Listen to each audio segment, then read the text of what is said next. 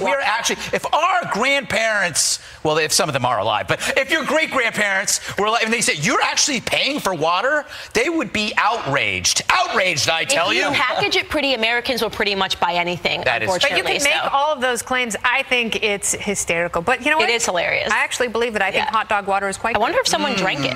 I would like hamburger water. But I mean, I would like water. It's a lot like the thesis that, there's a sucker born every minute. But that makes it performance Jesse hard. Water. There should be Jesse Water. Jesse Water. Black ice water. How about that? I'd be like a glacier. Anyway, those are coming back, by the way. Did you read that? No more global warming. All right, gentlemen, that's it for us. See you guys Monday. Special report up next with Bret Baier. Hey, Bret.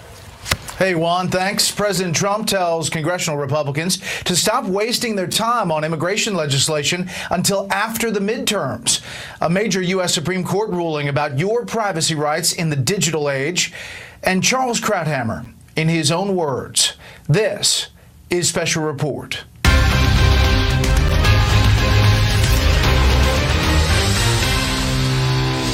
Good evening, I'm Bret Baier. We begin with mixed messages coming out of the White House on immigration. President Trump is advising his Republican colleagues to wait until after the fall elections to push reform legislation, casting Democrats as obstructionists bent on spreading what he calls phony stories of sadness and grief about children at the border. This comes just 3 days after calling together those lawmakers and expressing support for their efforts to pass a reform bill. Chief White House correspondent John Roberts joins us from the North Lawn with our top story tonight. Good evening, John. Bret, good evening to you. It has been an entire week of arm twisting and angry rhetoric, yet the White House and lawmakers appear no closer to fixing the problem on the border than they were when the week started. President Trump sought to change the subject today, shifting the focus from the plight of illegal immigrants on the border to Americans who have lost a loved one at the hands of a criminal illegal alien. Where is the media outrage over the catch and release policies that allow deadly drugs to pour into our country? Where is the condemnation of the Democrat sanctuary cities that release violent criminals into our communities and then protect them? President Trump has met several times with so-called angel families, had them as frequent guests at campaign rallies, now engaging them to put pressure on Congress to pass a border security and immigration reform measure. Let's work together and get this done. All politicians, I don't care what side you're on, you don't want your child in a casket or in an urn. So get it together, for God's sake, for this country, for our citizens. Congress appears no closer to reaching agreement on the way forward. A conservative bill was defeated yesterday. Consideration of a compromise measure got pushed from today to next week after leaders discovered it had less support than the one that failed. We're trying to get everybody a consensus bill, if you will, get everybody together. President Trump again sent House Republicans scratching their heads in confusion today. After pushing them earlier this week to pass an immigration measure, he tweeted, "Never mind this morning." Republicans should stop wasting their time on immigration until after we elect more senators and congressmen women in November, he said. That tweet stood in sharp contrast to what the president said yesterday, that Congress needs to come together and act to fix what he calls America's broken immigration system. I'll invite Senator Schumer and Nancy Pelosi. They can come over. They can bring whoever they want. But the lawmakers have to sit down and they have to do something. But the president did seem to have one thing squarely in focus, his belief that Democrats have no intention of giving him what he wants on immigration. He is taking infant children hostage, wrenching them from the arms of their parents, traumatizing them perhaps for life, for the purposes of forcing us, apparently, to make an agreement that we think is bad for dreamers, bad for our immigration system. As a California judge weighs whether to allow DHS to detain children indefinitely with their parents, we'll flood the streets with justice. Opponents of the president's zero-tolerance policy made their displeasure known with an early morning protest outside Homeland Security Secretary Kirstjen Nielsen's house.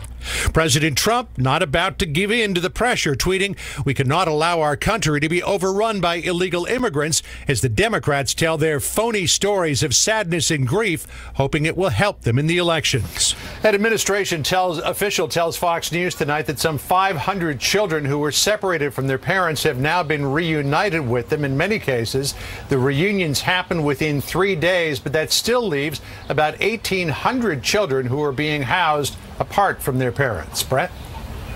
John Roberts live on the North Lawn. John, thank you. Today is the deadline for the Justice Department to release documents related to the use of sources in the Russia collusion investigation. Chief Intelligence Correspondent Catherine Herridge tells us where things stand at this hour. Good evening, Catherine. Well, thank you, Brett. Two sources close to the matter tell Fox News that the Justice Department significantly ramped up its production of records this week for the 3 House committees. But a key set of documents about when the Russia case began in 2016 was not provided. The congressional committees are expecting a letter from the Justice Department tonight, either asking for more time or explaining why they cannot comply with the outstanding congressional subpoenas. Last Friday, the House Speaker met with the FBI Director, Deputy Attorney General, as well as the 3 Republican chairmen, and went line by line through the outstanding requests. The FBI and DOJ were given until last Sunday to hand over records about intelligence, including the use of alleged informants that kick-started the Russia collusion probe. With that deadline missed and the looming deadline today, at his weekly news conference, the House Speaker said contempt of Congress is on the table. They've been dragging their feet over the Justice Department to giving Congress. They could have spared the country a whole bunch of drama if they would have complied with these document requests months ago when they were made in the first place. Multiple sources described last Friday's meeting as rare and impactful because new information came to light that appears to move up the timeline, with the FBI taking investigative steps before the Russia case officially opened July 31st, 2016. The sources said Congressman Gowdy's outspoken statements on Fox News Sunday reflected the new information. There is no ambiguity. The Speaker of the House was really clear. You're going to comply or there's going to be floor action, and I think they got the message.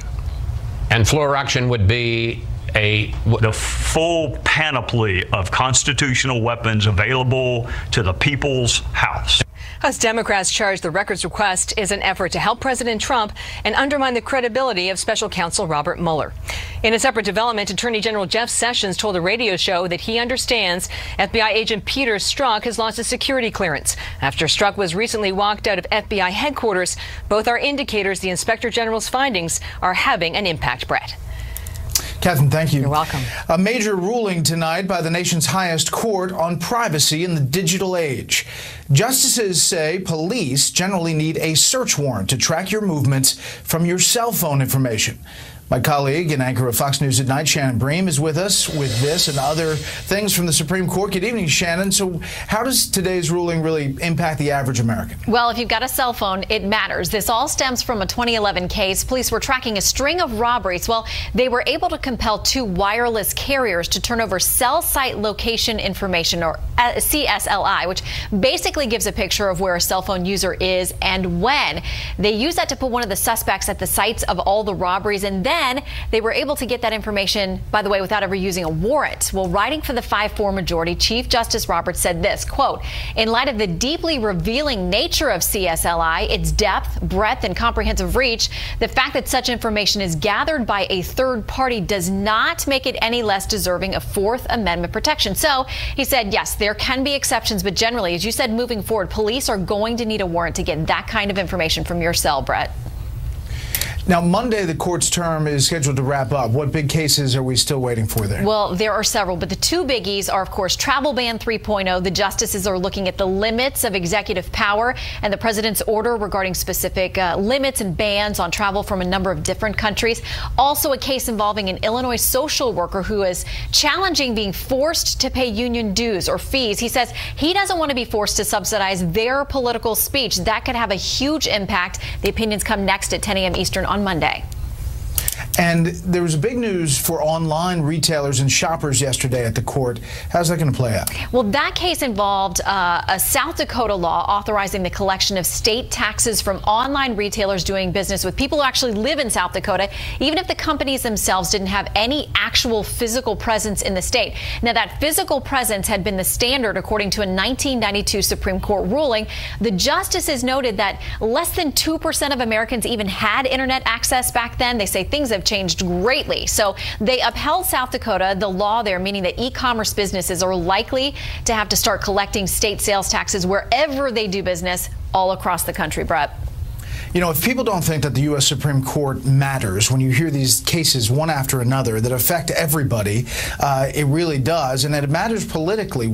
Are there any indications that we could be looking at a retirement on the court? You know, it's always possible. We'll be watching next week. Justice Anthony Kennedy, who is the swing vote, there was a lot of speculation last year. He's now getting pressure again from the Hill, from folks who say, we don't want to take the potential that the GOP loses the Senate, and then they're really going to have a tough time getting anyone confirmed.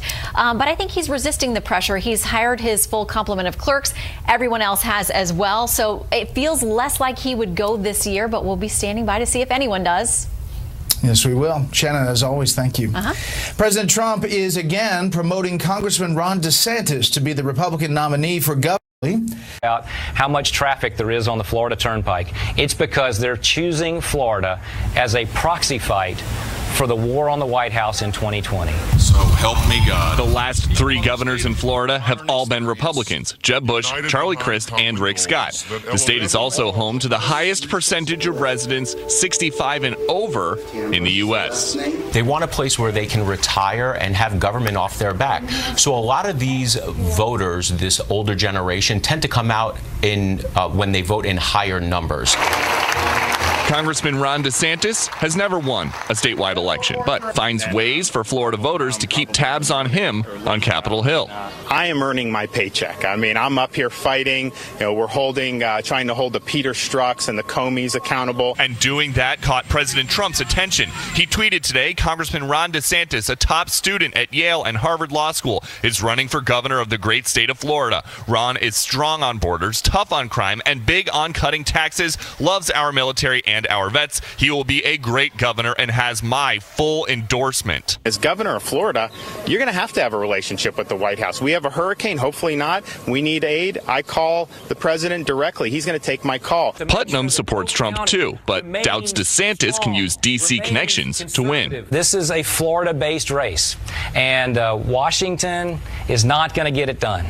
And dialing in a gubernatorial campaign from out of state, long distance, isn't going to get it done. Ultimately, this race's result may cause a ripple effect felt far from Tallahassee. As Florida goes, so the nation goes. We're a swing state, we're an important state, and I would like to think that we set the policy here in the state of Florida for the rest of the nation. Outside of D.C., Florida winds up being the backdrop for more major political news than anywhere else because that's where the president's Mar-a-Lago estate is. And his involvement in this race could make a big difference as Republican primary voters there give him a sky-high 86% approval rating. Brett? Peter, thank you. Now to Charles Krauthammer. Reaction has been pouring in from all over the country and from around the world following news of Charles Krauthammer's death yesterday. Tonight, Fox News media analyst and host of Fox's Media Buzz, Howard Kurtz, looks at how the Krauthammer style of analysis has shaped the way news is covered today. Good evening, Howie. Brett, good evening. Charles Krauthammer was a powerful voice at this network, but it was in his writing for the Washington Post and Time magazine that he may have had his greatest impact on the journalism business. Left-wing commentators viewed him with admiration, and for those like liberal Post columnist Gene Robertson writing on the same subject, a little nervousness. I'd always give it my columns, another read or two, because I knew that Charles would attack, he would sort of pre-attack all the weak points in the argument and pick them apart. He fits into a tradition, if you think about people like Bill Buckley, and what Bill Buckley meant for conservative thought in this country. Then you come to people like Bill Safire, who came out of the Nixon administration. He began as a Walter Mondale speechwriter and a New Republic writer before his views evolved. It was Krauthammer the wordsmith who coined the phrase Bush derangement syndrome for that president's fiercest critics, and Krauthammer who defined President Reagan's foreign policy. He invented the Reagan Doctrine, not Reagan. It codified what a lot of sort of amorphous feelings that people on the right had. Krauthammer took plenty of flack for his steadfast support for the Iraq War and was very tough on President Obama.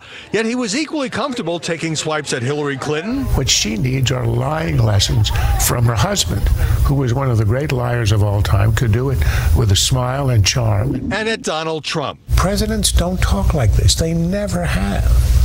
This is what it sounds like when you're living in a banana republic. But he occasionally praised President Trump as well. As New York Times columnist Bret Stephens said, the game for him was philosophical, not partisan. His conservatism was never about getting Republicans elected. He ranged widely as a writer, from his beloved baseball to a cheeky column called In Defense of the F Word. He dictated his columns because he was unable to type, but rarely spoke of his disability. You're betraying your whole life if you don't say what you think, and you don't say it honestly and bluntly. Charles could be blunt, but he was never nasty, a marked contrast to today's angry, outraged, name-calling brand of punditry. He was trained as a medical doctor, but he used a scalpel, not a sledgehammer, to go after his targets. And in that sense, Brett, he lifted everyone's game. Yeah, he really did. He's missed. Howie, thank you. Later tonight, 9 p.m. Eastern, a special hour-long presentation about Charles' life in his own words. Later this hour, we'll have a special all-star panel looking at Charles' life and legacy. Charles Krauthammer was 68. Fox News, Chinese telecommunication giant ZTE has paid a $1 billion fine. It will also put $400 million, according to officials, in an escrow account. It's part of a settlement reached earlier this month to regain access to the U.S. market. The U.S. government punishment on ZTE in April over illegal shipments to Iran and North Korea. The U.S. Senate, meantime, is trying to overturn the Trump administration's agreement with ZTE. Stocks were mixed today. The Dow gained 119, snapping an 8-day losing streak.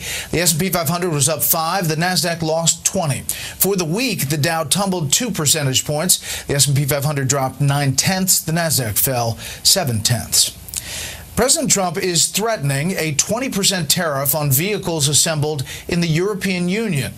It's just the latest volley in what some consider the beginning of a trade war between the U.S. and its allies. Deirdre Bolton of the Fox Business Network joins us from New York with an update. Good evening, Deirdre. Good evening, Brett. Some strategists say massive tariffs on European car makers could cause economic chaos. Here's the president's tweet from earlier today. Based on the tariffs and trade barriers long placed on the U.S. and its great companies and workers by the European Union, if these tariffs and barriers are not soon broken down and removed, we will be placing a 20% tariff on all their cars coming into the U.S. Build them here. Ford and GM fell right away, as did European auto stocks. Economists say, though, it's complicated to put tariffs on BMW and Mercedes-Benz. Both have a huge presence in the U.S. In September, the parent of Mercedes announced a $1 billion investment in its Alabama plant. The Peterson Institute says a 25% tariff on imported autos would result in 195,000 lost U.S. auto worker jobs. The U.S. and the EU are already in a trade spat. The EU announced a 25% tariff on American goods, motorcycles, steel, bourbon, jeans, in retaliation for U.S. tariffs on European steel and aluminum. Trade tensions were the clear driver of market activity all week. It started on Monday. President Trump asked his administration to identify $200 billion worth of Chinese goods for additional tariffs at a rate of 10%. Beijing stated it would respond in kind. So trade-sensitive stocks lower for most of the 5 days. Boeing, Caterpillar, United Technologies, Dow, DuPont, GE, all examples. China's stock market fell too. The Shanghai Composite hit a 2-year low. Sources telling us that some at the White House are trying to restart talks with China to avoid a full-blown trade war. Most say investors can manage trade tensions, but not trade wars. Brett, back to you. Deirdre, thank you. Up next, science fiction becomes science fact, a new way to go from one place to another at incredible speeds. First, here's what some of our Fox affiliates around the country are covering tonight. Fox 35 in Orlando, where officials say their airport will become the first in the nation to require a face scan of passengers on all international flights. The order includes U.S. citizens. About 9 airports already use face scans for some departing international flights. Fox 29 in San Antonio, as the Texas Supreme Court rules against the city of Laredo's ban on plastic bags. Laredo Merchants Association brought that lawsuit against the city, arguing that a state law on solid waste overrides that ban.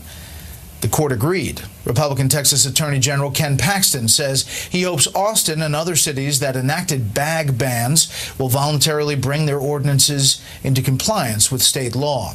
And this is a live look at Salt Lake City from Fox 13.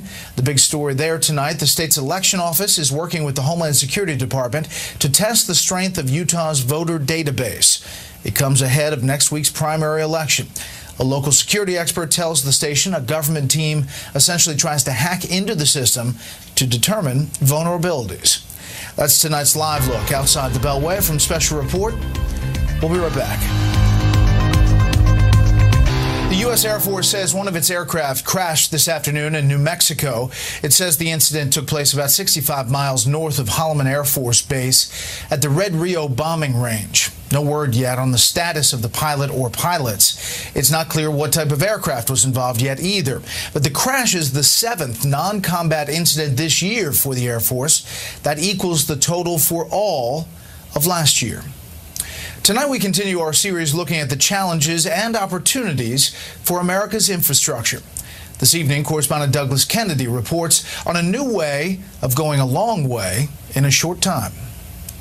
So the Hyperloop is very similar to space travel. As the lead systems engineer at NASA, Anita Sengupta sent us where no one had gone before. Now, she's just trying to get us there faster. So this is technology really out of science fiction. It's technology inspired by science fiction, but it's actually science fact. It's called Hyperloop, or tube travel, and it will allow humans to go faster than the fastest high-speed train, even faster than some of the fastest planes in the sky. So you'll be able to get from Kansas City to St. Louis or New York to Washington in 30 minutes or less. Yeah, so what we're doing is we're targeting a peak speed of 1,000 kilometers per hour, which is roughly 700 miles an hour. The tubes create a low-pressure environment, almost completely cutting out drag. But it's the motor that's going to allow Hyperloop to completely change the way we travel. So you're basically designing a straightened-out version of a conventional rotary motor. That's correct. So it's called a linear electric motor, and what that means is that you have a rotor and a stator, but they're actually stretched out. So one portion is on the underside of our vehicle, which we call the pod, and the other side is on the bottom of the track. Startup costs will be in the billions. Nonetheless, Missouri and Colorado both want to be test sites.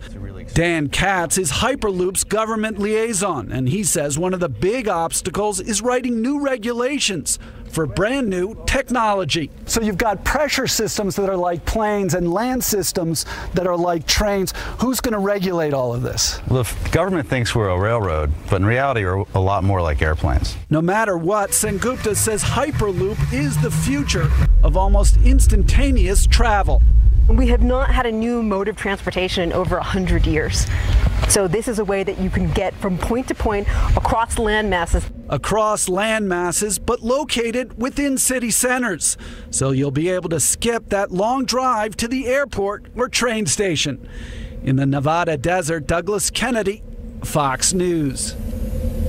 Fascinating. Up next, confusion from the White House over immigration reform strategy. First, beyond our borders tonight, former Soviet President Mikhail Gorbachev says if Vladimir Putin and President Trump hold a summit, they should focus on curbing the arms race and ensuring strategic stability. Gorbachev's comments come amid speculation the two leaders will meet next month. President Trump's Middle East team met today with Prime Minister Benjamin Netanyahu in Israel to discuss the U.S. plan for peace in the region. The meeting comes shortly before the administration is expected to unveil its strategy President Trump has promised to pursue what he calls the ultimate deal between Israelis and Palestinians. The United Nations report says government security forces in Venezuela carry out unjustified killings without any apparent consequences as the rule of law in that country quickly vanishes. The Office of the UN High Commissioner for Human Rights says Venezuelan officers accused in some 500 questionable killings appear to be evading any charges. Just some of the other stories beyond our borders tonight. We'll be right back. We're gathered today to hear directly from the American victims of illegal immigration. They're not separated for a day or 2 days. They are permanently separated. These are the families the media ignores. As a result of sanctuary city policies in fiscal 2017, more than 8,000 criminal aliens were released back into our civilian population. We don't want people in our country that don't go through a process. We want people in our country based on merit. President Trump today talking about immigration reform, protecting cities, protecting the country with the border security. Tweeting out, however, raising some eyebrows, Republicans should stop wasting their time on immigration until after we elect more senators and congressmen, women in November. Dems are just playing games, have no intention of doing anything to solve this decades-old problem. We can pass great legislation after the red wave, referring to the election in the fall. Let's bring in our panel. Byron York, chief political correspondent of the Washington Examiner. Fred Barnes, executive editor of the Weekly Standard. Mara Liasson, national political correspondent of National Public Radio. And Mort Kondracki, contributor for Real Clear Politics. Mort, welcome back. Start with you. Hi. What about this immigration stance and whether Congress is moving or not moving, or what the president's doing in this process? Look, from the get-go, Trump has been demonizing Mexicans as rapists and murderers. He ran on his xenophobia. He won on xenophobia. He could have had a deal with Chuck Schumer last year. He'd have gotten his wall. The DACA kids would have been legalized. He probably now should add, we won't separate families anymore, but we'll put ankle bracelets on people that we want to keep from melting into the population.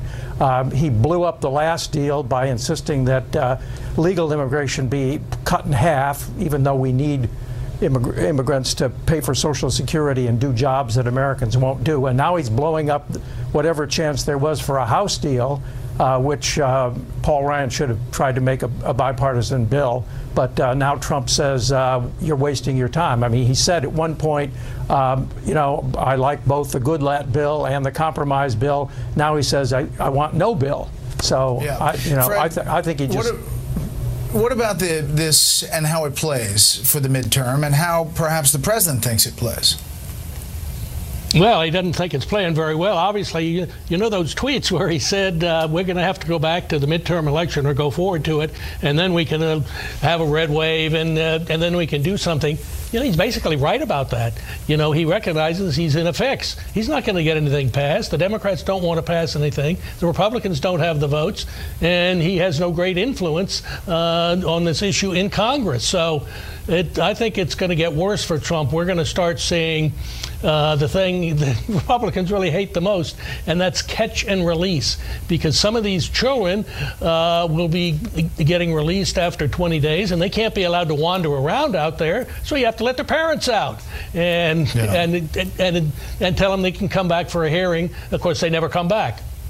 Yeah, Byron. Well, this is more proof of Republican dysfunction on this issue. They've had trouble with this issue for a very long time. These bills contain the president's #1 campaign promise, his #1 priority on this, which is the construction of a border wall. It takes 215 votes to pass this bill right now. There are 235 Republicans in the House. Does anybody believe there are going to be more Republicans in the House after November However, regardless of what the president says about a red wave, they have a chance to pass a bill that would fund the president's top priority, that would fix the DACA problem, and would address today's current problem of family separations. And yet they are not able to get this together. Do you take a half a loaf, in other words? Take a listen to the reaction to the tweet from lawmakers up on the Hill. I think the president's expressing his frustration that Democrats don't want to solve the problem while we do. We shouldn't do anything legislatively until we can reconnect these children. That has to be our highest priority right now. I think the president did the right thing. I appreciated his tweet today more than you can imagine. The president is right. Chuck Schumer said this earlier in the week. They don't want to do anything, but at least the House should show the American people we are doing what we said. Marm. Yeah, see, that's the problem. Even if everyone knows you can't pass something through the Senate, because as the president keeps on pointing out, you need Democrat votes there, moderate House Republicans were desperate for a chance to just vote on something, just because they're in competitive districts. They want to show their voters they tried to solve the Dreamer problem, they tried to end family separations, but the president pulled out the rug from under them and said, we shouldn't even bother, don't waste your time. I mean, just a couple days ago, he said, I'm with you 1,000%. I'm behind these bills. So a lot of confusion, not just on the policy, not just what's going to happen to these kids on the border, but also what's going to happen on Capitol Hill. This is an issue that up until now has been a pretty good one for him. It energizes his base. It goes back to some really core issues that he's used all along, helped him win the White House. But now I think he's muddied the waters so much it's hard to know what he wants. Right. More, as you look more, let me just put up the generic congressional ballot as it stands now. Democrat for 46.3, Republicans 40.2. That's the average of the recent polls. It has closed down in recent days. It's tough to see how this all plays, isn't it? By the time you get to the fall. Yeah, I have no idea how these elections are going to turn out. I think they're going to be all about Trump and his character and so on. But look, if he really wanted a bill, he could put the Democrats to a test, put a decent bill on the table, stick to it, tell Mitch McConnell and Paul Ryan, I want this bill, and let the Democrats blow it up and prove him right. My guess is that if it was a decent enough bill, he could get a lot more than even the wall. He could probably get an end to the visa lottery, and he could get a gradual change from family reunification to talent as the basis. I think he is basically a xenophobe. He wrote it to the White House. He's got all these European pals of his who are xenophobes, and I think he's just going to ride this wave forever. All right, second half of the Beltway boys, wrap it up here. Hey, look, this is an issue that Democrats have finally found a part of the issue that helps them, and that's this whole issue of separation of children from their families. It's about the only one that's been around that Democrats could really use. Trump's going to use not this particular part of the issue, but the whole immigration issue this fall in the midterm, and I think it'll help him. Okay, stand by, panel. Next up, the life and legacy of Charles Krauthammer. I promised yesterday that when we find Charles addressing issues we're dealing with on the panel, I'm going to be pulling those sound bites and running them on the panel from time to time. As we head to break, Charles, in his own words, on immigration issues. If this president proposes, and you can see from his earlier indication when it comes to the Dreamers, the young people brought here as children, he wants to legalize them. That would be the starting point. The Republicans would offer that, which is an enormous concession, but only if the Democrats support airtight, strong border security, and that means not just a fence or a wall or border security at the border, but things like a system to verify citizenship inside the country and a visa tracking program. If you get that, you can get a national consensus and put the immigration issue behind us. Remarkable historical reversal, because we in the last 30 years have become accustomed to being on the side of supporting a government against an insurgency in Vietnam and in other places. It's our belief in wars of national liberation, and they happen to be wars of Democrats who are fighting communist regimes. It's not just a random series of policies supporting an insurgency here and an insurgency there. I think it amounts to a very significant shift in our history of containment. Dr. Charles Krauthammer, in 1986, talking about the Reagan Doctrine, a term he coined. We're back with our panel for some reflections, some stories, some panel time. Fred, Mort, Mara, you spent a lot of time with Charles on the panel. Byron, in recent years, you have as well. Fred, let's start with you. Well, you know, he was just a wonderful guy, and it was great to watch him become a real conservative. You know, starting out with the whole Reagan doctrine, which I'm sure, well, actually, we know that Reagan was glad to hear about it, that he had really carved out this doctrine. You know, when you think about Reagan and Charles together, you think about the most conservative political leader in America, that's Reagan, and the most important and influential political intellectual as well. Both of them former Democrats, former liberals, becoming conservatives, and it was a powerful force. Both of them, not just Reagan, but Charles as well. And they were the force in American politics for 25 years. You know, Mort, you worked with him not only as a panelist here, but before that at the New Republic. George Will wrote this. He said, "Some people are such a large presence while living that they still occupy space even when they're gone." Mort? Yeah. We were friends for 40 years, and besides, you know, losing a dear friend of us all, we've really lost a national treasure. I mean, he was the most brilliant commentator of our time. I think he's up there with Walter Lippmann and Dorothy Thompson and Bill Buckley and maybe even George Orwell. You know, he used to joke that his training as a psychiatrist was good preparation for covering American politics, which is getting crazier and more toxic by the day. He's the one who coined Bush derangement syndrome, you know, the tendency of liberals to not give George W. Bush credit for anything. And I think he got Donald Trump just right, you know, governed by id, reckless, worse than narcissistic.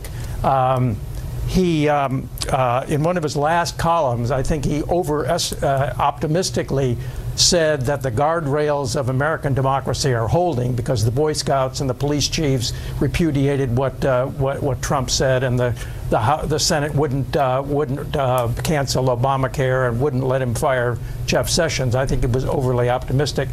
In fact, because Charles was the most influential conservative columnist, the one conservative columnist that all conservatives listened to, I think he was one of the guardrails of American democracy, and now he's gone, and I think we all should be weeping.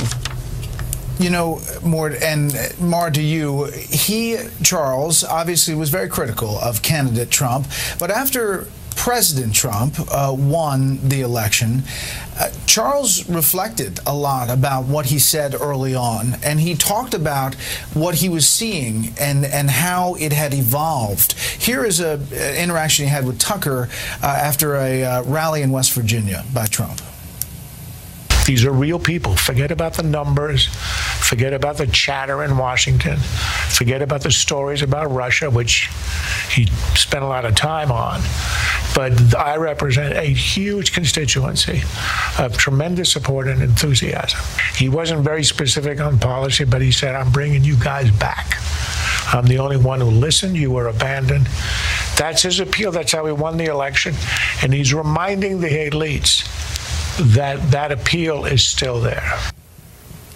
Mara. Yeah, look, Charles was a conservative intellectual, and he looked at things the way they were. He wasn't a knee-jerk anything, and there was nothing post-truth about Charles. If Trump did something right, he praised him for it. He wasn't a reflexive never-Trumper, and I think that's why it's so great that you're going to keep on playing these clips of him, even from beyond the grave, because he had so much to say that's still going to be relevant. I think that his passing is such a loss for conservatism. It's such a loss for public discourse, which, as Mort just said, is getting more toxic and tribal and ugly by the day. Charles was the antidote to all of that. I am so honored that I got to sit next to him for all these years, because my seat was usually right next to Charles. He also had an incredibly sweet, sunny disposition. I don't think I ever saw Charles dark or angry at anything. And I think that's why he was able to kind of persevere through all of the incredible obstacles that life handed out to him, which he did not dwell on for a second. Right. For a second. You know, I spent a lot of time with Charles, especially on that special, hours of interviews, and wanted to talk to him, and he was reticent to do it at the beginning, reluctant, I guess. Here it is. I'm asking him about another love of his, not just baseball, but chess. I want to play the soundbite, Byron. You write about this Pariah Chess Club, the weekly games at your house. Do you still play? No, I gave it up. It's an addiction. Completely. It's a poison. I mean, it's, you know, you reach a point when you're on the internet, you know, middle of the night, and you're playing speed chess, where you realize you're in a motel room and you're drinking Aqua Velva. You know you've hit bottom and you need an intervention. So that's for chess. Yeah, for chess. You cancel your subscription and you just don't do it again. Yeah, I have binges. For several years, this has happened to me ever since I was about 20. he could crack me up, Byron. It was amazing. You talk about a mind that was working all the time. One thing I did among all these things that have been said about Charles, I went back and looked at the transcripts of some of the special report panels here. He had an incredible gift for speaking in perfectly formed paragraphs, one perfect sentence after another, while the rest of us stumbled over uhs and ahs. He spoke in sentences that could be published as is, and I really think that's one of the reasons he was so effective as a communicator. He was an op-ed on the panel every night. Panelists, thanks so much, and thanks for coming back, Mort and Fred. When we come back, a special Charles Krauthammer edition of Notable Quotables.